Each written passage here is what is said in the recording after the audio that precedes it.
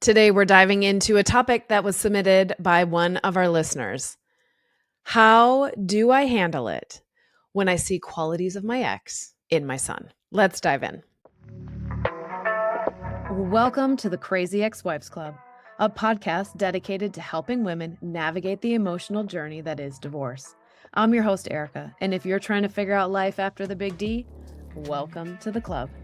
Whether you're contemplating divorce or dealing with the aftermath or any of the many phases in between, the club has got you covered. Each week, you'll hear stories from women who have been in your shoes. This isn't about spilling tea on divorce details. This is about giving you the tools to take control of your own healing journey.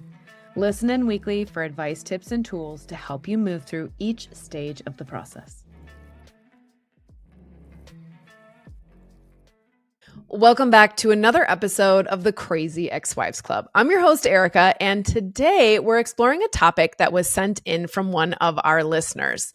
Side note, if you have a specific challenge or topic or thing that you're going through and you want help on it, pop over to Instagram, send me a DM, send an email. There's even a place on the crazyexwivesclub.com to submit your topic requests. These are some of the funnest ones to explore because they're real life. They're happening right now for you. So how many of you can relate? Your sweet little child is playing in the other room, or you're eating dinner and you're just like, oh, I love this little creature. And then they do something that is just like your ex, right? Some quality, some mannerism. And we're not talking about necessarily the quirks or what they look like or the tone in their voice.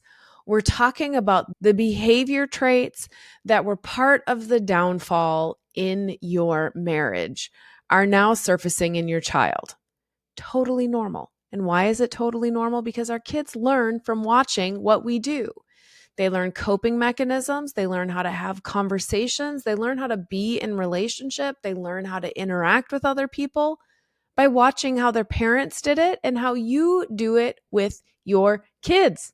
So it's pretty normal and pretty natural for our kids to start to act like both of the parents, which is fine until it's one of those quirks, one of those habits, one of those patterns that really contributed to the decline of your marriage. So in this instance, the behavior that the child is showing is when the mom asked questions, anything from something as simple as, what do you want for dinner? Or like, hey, what's going on today? You're a little short, right? The answer is, I don't know. So it's really annoying, right? It's something that had shown up in their marriage when the mom had talked to the dad about problems in the marriage, about issues that were going on, about, hey, I'm sensing something's not okay. What's going on? The dad's answer was always, I don't know. I don't know. And as a woman, this is really hard because we are so aware, even when we're unaware, we are aware that something is off. Our spidey senses tell us that something is not safe. So in your marriage, when this would happen, when you would ask your partner, you'd ask your partner to shed light, to give clarity, to reassure you by sharing what was on their mind, and they refused, it creates a lack of safety in your body. It triggers your nervous system to go on high alert. Something isn't right. I don't know what it is, but something isn't right. And when we feel like that, your whole body tenses up and tries to move forward by demanding an answer. How many of you have done this? How many of you have found yourself in some sort of an argument, a disagreement, a whatever with your then partner, and you just kept digging in? You knew something was wrong, but they weren't willing to share the details, and you kept asking, and then you'd ask louder, and then you'd yell, and then you'd cry, and then you'd try asking a different way, and then you'd demand, and then you'd create what you thought was a healthy boundary by saying, this is unacceptable, and if you do it again, I will. All of these things. We've all done all of these things. And we do them because we feel so wildly out of control and unsafe in that moment. In that moment in your marriage, you leaned into your partner. You asked them to share, to provide clarity, to tell you what was going on so that your system could calm down, so that you could feel better. Now, on their side, the more you pushed, the more you begged, the more you pleaded, the more you demanded, the more they shut down. On both sides, whether you're the one who's pursuing and demanding the answer or you're the one that's avoidant, these are protective mechanisms. They're shields that our body brings up to say something isn't okay, something isn't safe, you must protect yourself. Your nervous system triggers all those physical feels. So I want you to just reflect for a second. If you have been in this situation in your marriage, I want you to think of one of those times. Close your eyes. Think of one of those times. Where do you feel this in your body? Where does it create that spidey sense, that tingle, that feeling of offness, the tension, the unease, the anxiety? Is it through your chest? Is it through right below your breastbone, through your diaphragm? It's your solar plexus area. So is it in your solar plexus or is it in your heart? 90% of us, it's going to show up in one of those. And when those two tighten, what happens next? Our shoulders roll over. We tighten and tense up our rib cage. Our breathing becomes more shallow. Our nervous system subconsciously has decided to control the narrative. It is telling you something isn't safe. Your body is prepping to protect itself. This same experience is happening on both sides, for the person demanding the answers and for the person avoiding it. And so when that happened in your marriage, you guys, when you felt unsafe, when you were thinking, I know something's wrong, but he's not telling me. And oh my God, because he's refusing to tell me, my worst thoughts must actually be true. You are sent down a path with your nervous system of being in fight or flight, right? Of being on high alert. These are one of those first triggers that it is not okay. Something is not safe. Now, if you're sitting past the point the marriage is done, the divorce is final, you think that all these flags, these defense mechanisms should be done. And so when you see that same behavior in your child and your child is, well, I don't know, or I don't want to talk about it, or I'm not going to tell you, you feel the same in your body. And that's because, again, that nervous system, which is designed to protect us, gets triggered and says something isn't safe. I know this feeling. I know this experience. This is not good. So when these things happen, when you see that your child is starting to embody a quality that you did not like in your ex, probably a couple things are going to pop up in your mind. First, you're going to get really frustrated. Second, you're going to be like, I need to fix this in my child because it was horrendous in my ex, and I need to fix it so that my child is better and he does not continue on in these patterns, right? And then the other thing is we also are sitting there like, how do I just get through the moment? If you're feeling overwhelmed, exhausted from overthinking, and stuck in uncertainty, this message is for you. You don't have to keep feeling that way. Inside the club, you'll find a safe space to rediscover who you are, clarify what you want, and determine how you want to move forward. Surrounded by women who truly understand and guided by expert support, you are not alone on this journey. Join us at thecrazyexwivesclub.com/the club. It's time to reclaim your life. First things first, you have to calm your nervous system. You've just been triggered. It isn't your ex triggering you. It's your child. It is not related to what caused the initial trauma or sense of being unsafe, but your nervous system can't unwind the two. So when you get triggered, when you see your kiddo doing a quality that you disliked in your ex, the first thing we need to do is regulate your system. Put your logical mind, your rationing mind, your human part of your brain back online and take off the automatic nervous system part of your reptilian brain, your sense of survival. How do you do this? This can be done through tapping. It can be done through breath. It can be done through awareness, depending on how strong the trigger is. When it first happens, what I actually want you to do is take your first and second fingers on your right and left hand, and I want you to tap on the outside of your knees. Tap right, left, right, left, right, left, right, left. What we're doing is creating bilateral stimulation and bringing you back to the present moment. When you do this, so we're tapping on our knees.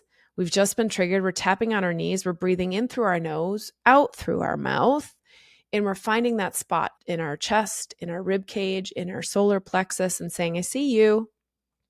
I know you feel unsafe right now. We're okay. We're safe. This is not the same. You tap, keep tapping, right, left. Breathe in through the nose, out through the mouth. Find the next best feeling thought. This is okay. This is not what happened in my past. This is just my child. I am safe. As you continue to repeat this, I am safe, what should start to bubble up and pop is that pressure, that subconscious pressure, the anxiety, the ickiness, the feelings that are in your body, they should start to dissipate. Imagine them just dripping out, flowing out of the body down to the ground. They can pool around your feet. They can soak into the ground underneath you. We've hit a little pocket, a little bubble. It's a tiny, teeny, teeny, tiny little bubble that's stuck in your cells. It's almost like a little teardrop is being held somewhere in your body. And as we start to tap right, left, as we bring our awareness into the body, I see you, I feel you, I can sense the tension, tapping right, left, cue the breath in through the nose, out through the mouth. What happens? Pop. A little bubble pops. You may become overwhelmed with a flood of the emotion that you haven't had to deal with. It may wash over you very quickly. You may get like almost like a hot flash. Like it's so intense sometimes that it's hot and you feel it like melting and dripping through the body. That is you doing the work to remove all these little bubbles that are stuck somewhere in our body. Once you pop that bubble, some tears might come out. You might start to see flashbacks, images of other moments, other conversations that felt like this in the past. See it, let it go. Repeat the same thing. I'm safe. That sucked. That was scary. I felt so helpless in those moments. Put the words behind the experience and let it go.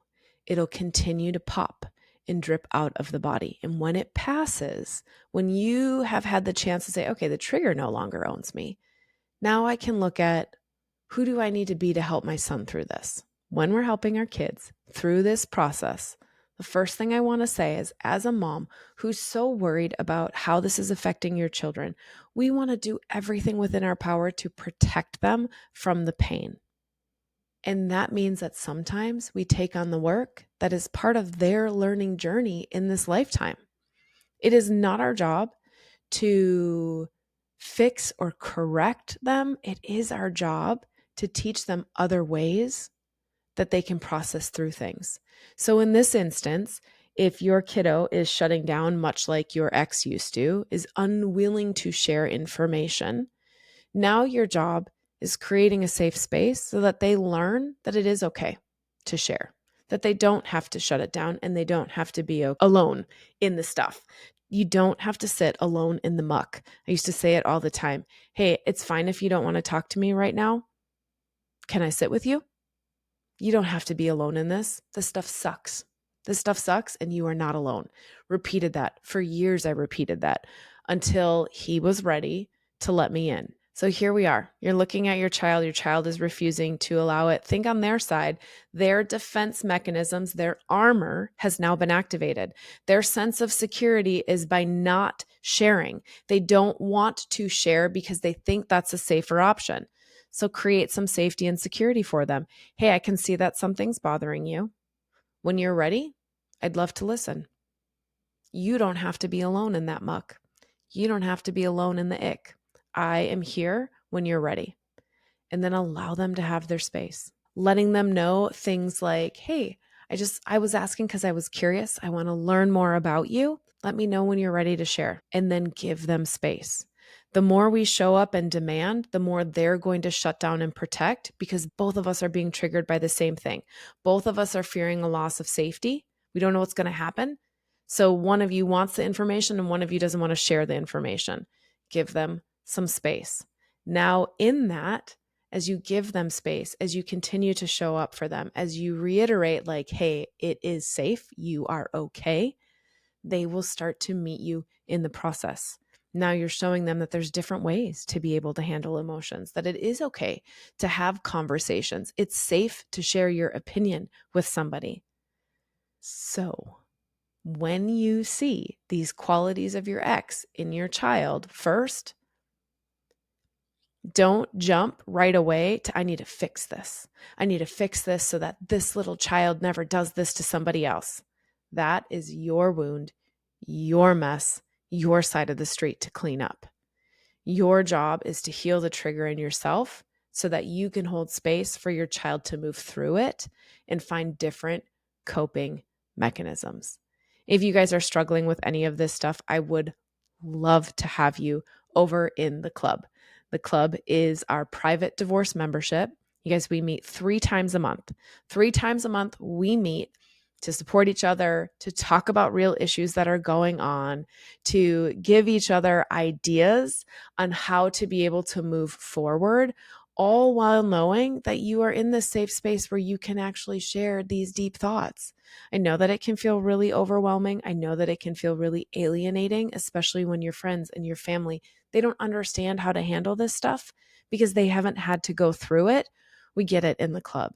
So if you are looking for that support system, the link is in the show notes. It's also available on the crazyexwivesclub.com. I want to thank the listener for submitting this question, this request. You guys, my inbox is always open for you to send over other topics that you'd love to hear about on the show. So until next week, take a little time, look at those triggers when they pop up, give yourself grace.